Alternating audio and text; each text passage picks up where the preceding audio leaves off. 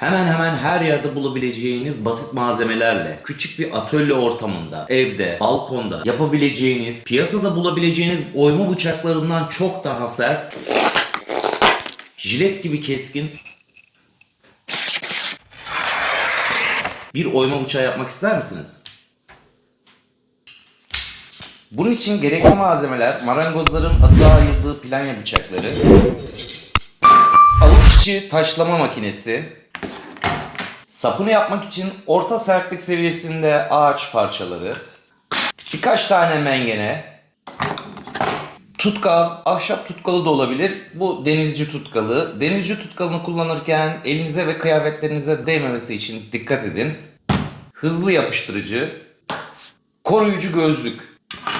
Neden bu çelik? Şöyle bir örnek vereyim. İyi bir şef bıçağı yaklaşık 54-56 HRC sertlik seviyesinde. Bu çelik ise tam 60 ile 70 HRC sertlik seviyesinde olabiliyor. Öncelikle yapmak istediğimiz bıçağın ağız şeklini çeliğimize asetatlı kalem yardımı ile çiziyoruz. Burası kesici ağız olacak. Burası sapa girdiğinde kilitlenen sistem. Aynı şekilde diğer tarafına da bıçağımızın formunu çiziyoruz. Doğru bir eksende olması için kesici ağzın olduğu kısma tam ortadan bir de çizgi çekiyoruz. Bu bize taşlama aşamasında referans olacaktır.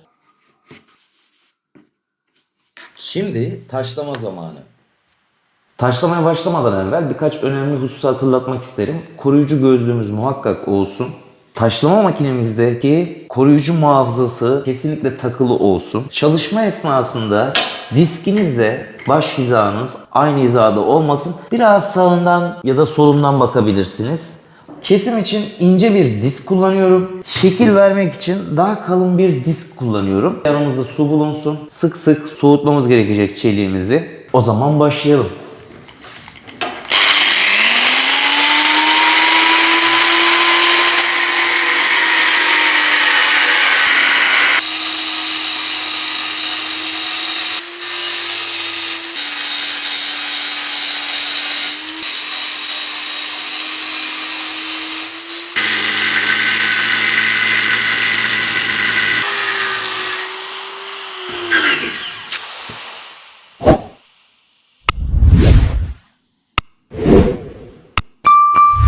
Taşlama işlemi bitti. Taşlama işlemi bittikten sonra çeliğin üzerindeki pasları silmek için zımpara yapıyorum. Çeliğimin hiçbir yerinde pas kalmayacak şekilde zımpara yapıyorum. Çünkü pas çeliğin kanseridir. Bıçağımızı bitirdikten sonra hiçbir zaman ıslak bırakmamak gerekiyor. Islak bırakırsak bir günde bu hale gelebilir. Piyasadaki bıçaklar sapına bir delik açılıp sadece oraya bir tutkal yardımıyla yapıştırılıyor. Bu bıçak sapına yaptığım bu kilitli sistem sayesinde bir daha kesinlikle oradan çıkmıyor. Her iki parçayı da metalin tam kalınlığının yarısı kadar oyuyorum. Çelik ahşaba tam kilitleniyor.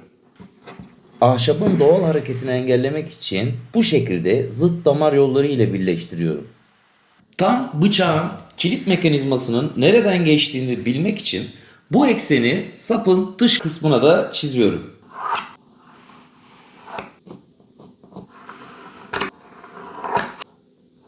Tutkallama işlemi bittikten sonra bu yaptığım çizgi bana sapı tasarlarken nereye kadar oyup oymamam konusunda referans olacak.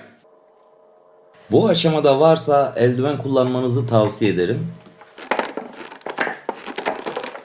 Tutkalımızı sürdükten sonra mengene yardımıyla yüksek basınç altında presliyoruz. Artık bundan sonra bıçağımız sapı ve kesici ağzıyla beraber tek bir gövde gibi hareket edecek. Marin tutkal markalara göre değişiklik gösterebilir. Genelde 1 saat içinde donar. Donduğunu bu şekilde sertleştiğinde anlıyoruz.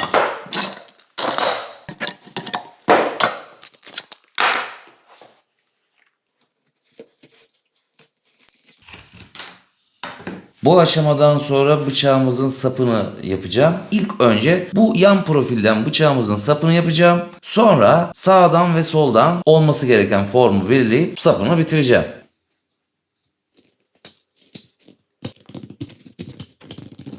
Bu aşamadan sonra bıçağımızın sapını zımpara ile daha pürüzsüz hale getireceğim. Bıçağımız bitti. Tabii ki böyle bir bıçağa bir de kabza lazım. Kabzayı nasıl yaptım? Yine aynı ağaçtan iki parça kesici ağzın uzunluğu kadar parçayı alıp hem sağ tarafını hem sol tarafını o parçanın üzerine çizdim. Burada ağzın genişliğini kesici ağza doğru giderken daraldığını hesaba katarak iki tarafı da oydum. Sonra bir tarafını ne kadar inceltebiliyorsam o kadar ince bir şekilde kenarlarını kestim. Sonra hızlı yapıştırıcıyı kullanarak yapıştırdım. Burada marin tutkalı kullanmıyorum çünkü marin tutkal poliuretan özellikli olduğu için içeriye doğru da şişeceği için bıçağın girmesini engelliyor. Yapıştırdıktan sonra kabzanın diğer tarafındaki fazla olan kısmını da kesip bıçağın sapına göre form verdim. Bıçağımızı dış etmenlerden korumak için vernik kullandım. Kapanışı bir Türk atasözüyle yapmak istiyorum. İşleyen demir ışıldar. Emeği sanata dönüştüren herkese selam olsun. Ya da piyasada bulabileceğiniz daha pahalı bir oyma bıçağını mı tercih edersiniz?